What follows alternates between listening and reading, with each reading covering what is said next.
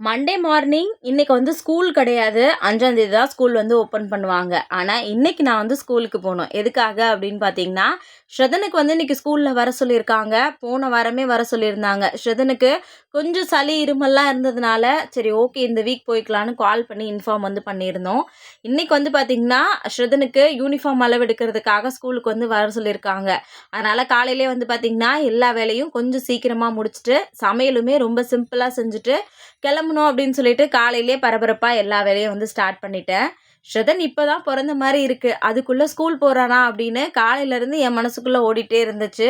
கொஞ்ச நேரத்துல அவருமே என்கிட்ட கேட்டாரு. இப்பதான் அவன் பொறந்த மாரி இருக்கு. அதுக்குள்ள அவன் ஸ்கூலுக்கு போறான் அப்படின்னு. 2 பேருக்குமே அப்படிதான் வந்து தோணியிருக்கு. ஸ்ரதன் ஸ்கூலுக்கு போறத நெனச்சு எனக்கு இப்பவே கவலை வந்துருச்சு. வீட்ல இருந்துச்சு அப்படின்னா துருதுருன்னு ஏதாவது வேலை பண்ணிக்கிட்டு சேட்டை பண்ணிக்கிட்டே இருப்பான். ஸ்கூலுக்கு போயிட்டான் அப்படின்னா கண்டிப்பா அவன் பண்ற சேட்டை எல்லாத்தையும் நான் ரொம்ப மிஸ் பண்ணுவேன்.